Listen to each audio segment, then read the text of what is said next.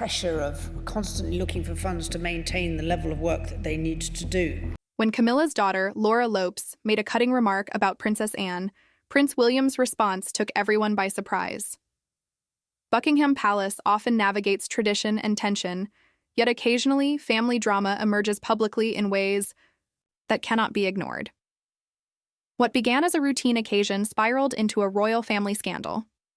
The incident occurred during a gathering at Windsor Castle to celebrate one of Princess Anne's charity milestones. Laura Lopes, not a princess and usually remaining out of the spotlight, made a sharp observation about Princess Anne. Laura, an art curator and mother of 3, has ties to the royal family through her mother's marriage to King Charles, meaning her remarks carry considerable weight. Princess Anne is celebrated for her unwavering dedication. She recently completed her 20,000th engagement, earning her the reputation as the hardest-working royal. She supports over 300 charities and undertakes more events than any other member of the royal family. The reception brought together family, senior royals, and select guests to honor Anne's decades of service, particularly her work with Save the Children and her international visits. Prince William attended to support his aunt. He admires Anne for her steadfast commitment to duty. He looked up to her as a child and often regarded her as a role model for handling his own responsibilities. He anticipated admiration for his aunt on this occasion, but was taken aback. Laura, invited by her mother, stood with a small group when she delivered her comment. She suggested Anne's traditional perspective on duty was out of step with modern Britain. She implied that younger royals like William and Kate brought a more vibrant energy, hinting that Anne belonged to a different era. Her words sounded casual but stung those nearby. For most, such a remark might seem trivial, but Anne is unique. She has devoted her life to service, unconcerned with fashion or popularity. She does not seek applause and shuns extravagance. To challenge her in public, even indirectly, felt like an affront to her very identity. Some attendees felt uneasy, others averted their gaze, hoping the moment would pass. But William heard everything. His reaction was swift. He is known for his composure and his training to defuse tense situations. Yet his loyalty to those he cares for runs deep. Anne has always been one of those people. What intensified the moment was that Anne was close enough to hear. She kept her customary stoic expression, but those familiar with her noted the slight tightening of her lips and the rigidity in her posture. Anne has faced scrutiny throughout her life, from being overshadowed by her brothers to having her choices questioned. But hearing such a remark from family, in public, stung more profoundly. William found the insult intolerable. He viewed Anne as a woman who had defended the crown through far more challenging times than anything Laura had faced. He could not remain silent while someone without any official standing undermined her. Yet he recognized the dangers of a public confrontation. He had witnessed how a single misstep could dominate headlines. Still, his anger was unmistakable. His clenched fists, intense stare, and measured steps toward Laura signaled he would not overlook this. Tension quickly gripped the room. Conversation halted. Guests left champagne untouched, eyes darting nervously between William and Laura. It was a moment the palace dreaded, private conflict displayed publicly. Though William did not raise his voice, the silence that followed Laura's words amplified his fury more than any shout could. Anne, ever practical, attempted to steer the evening back on course. She redirected the group's attention to her work, recounting stories from her early trips, with Save the Children and expressing gratitude to her supporters. It was her method of calming the room, though the tension lingered. William remained close, his protective instincts heightened, unwilling to let the insult pass unnoticed. That night at Windsor Castle, William's anger became a story in itself, revealing that the underlying strains within the royal family remained unresolved. But this was only the beginning. William's private defense of Princess Anne would continue the following morning. He requested a private conversation with Anne, having spent much of the night reflecting on the incident, feeling fiercely protective of his family. William usually avoids conflict, yet his loyalty often compels him to act when those he cares about are hurt. Anne anticipated this. She knew her nephew well enough to realize he would not let the matter rest. When they met in her sitting room at Gatcombe Park, Anne remained composed. She listened as William conveyed his frustration. He could not understand why Laura, who had benefited from Charles's marriage, would criticize someone who worked so tirelessly for the family and brushed off the insult. "You get used to it, William. People think they know how this role should be," she said. To her, Laura's comment was merely another dismissal. William, however, felt otherwise. He respected his aunt too much to overlook what he perceived as disrespect. He urged Anne to confront the behavior, especially from within the family. He reminded her of her sacrifices, missed holidays, and countless public engagements, which helped fortify the monarchy's reputation. To him, ignoring Laura's words would dishonor that dedication. Anne valued his loyalty but counseled restraint. She had learned that reacting only gave weight to thoughtless remarks. Yet William had grown up in an environment where even whispers could make headlines. He worried that Laura's comment might spread, fueling a narrative of division within the monarchy that the press would eagerly seize. For William, silence felt risky, not prudent. Meanwhile, word of the tense encounter reached Camilla, the queen consort. Laura was usually shielded from public criticism since she was not a working royal. Camilla wanted to protect Laura and her son Tom from palace politics, believing they deserved some respite from scrutiny. However, Camilla recognized that her daughter could sometimes be too outspoken. Upon hearing of William's anger, she felt it was an overreaction that risked escalating tensions. Charles found himself in a delicate position. As king, his role was to maintain family unity. As a father and husband, he understood Camilla's wish to protect her children. He had worked hard to help Laura and Tom feel included, even without royal titles. Now, one comment threatened that fragile balance. For William, this matter was about more than just Laura. It was a matter of respect for Anne and, by extension, respect for the crown. He left his conversation with Anne, but he was not willing to let the matter rest. He felt it needed to be acknowledged, either by Laura or at least by Camilla. This resolve deepened the rift.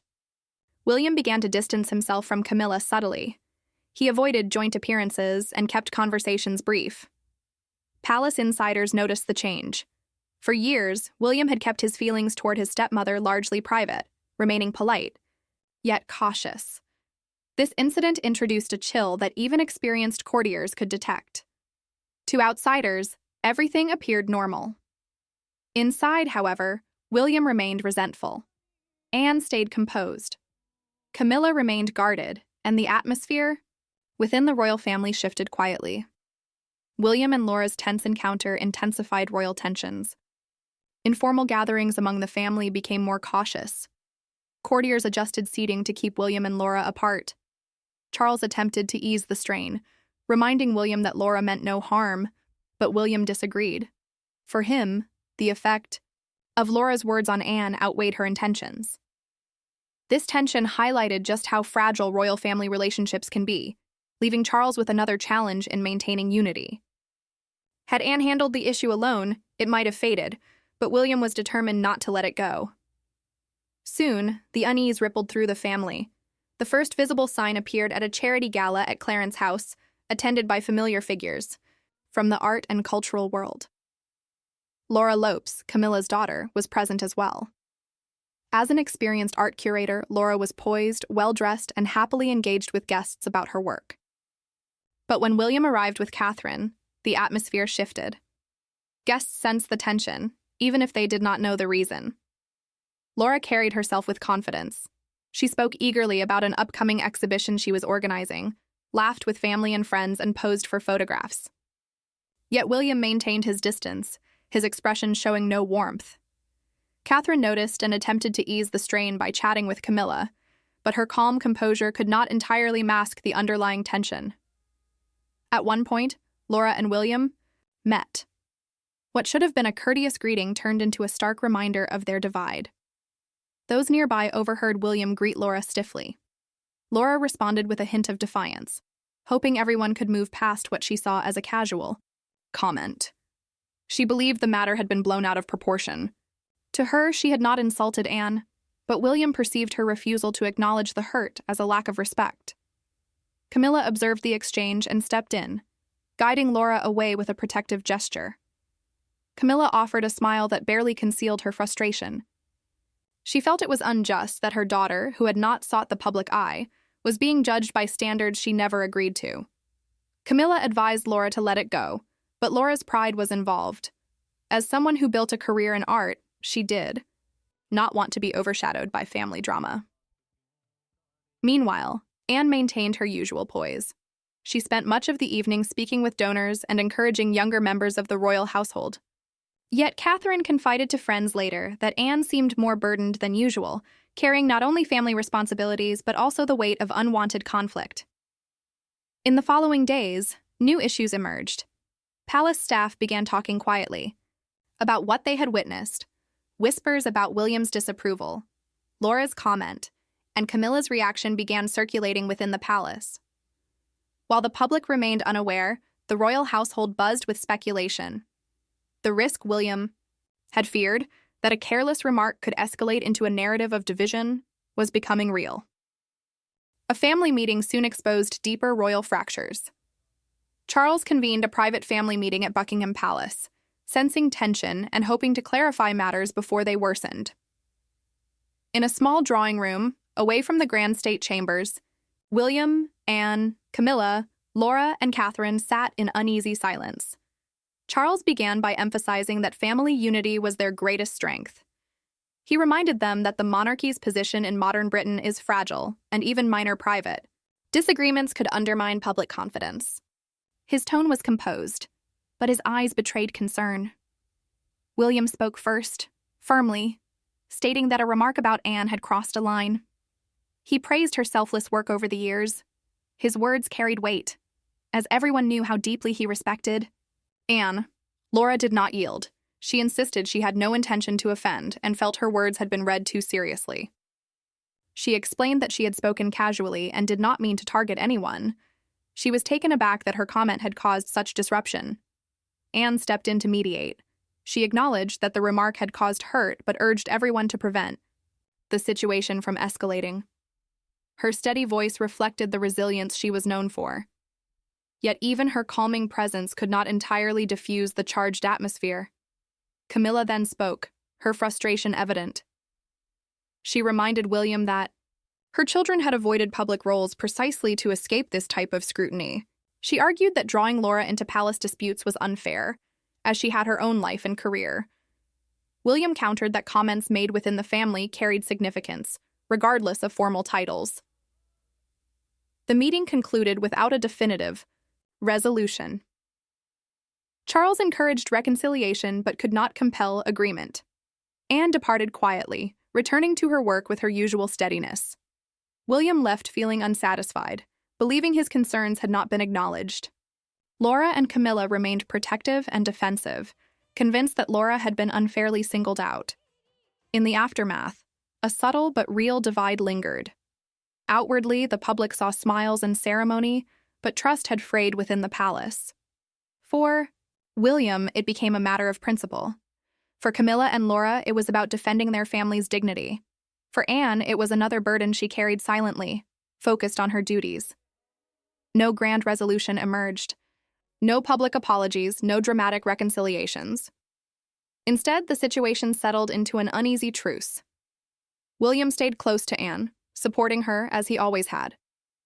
Laura continued her art career, aware that her relationship with William would never fully mend. Camilla remained protective.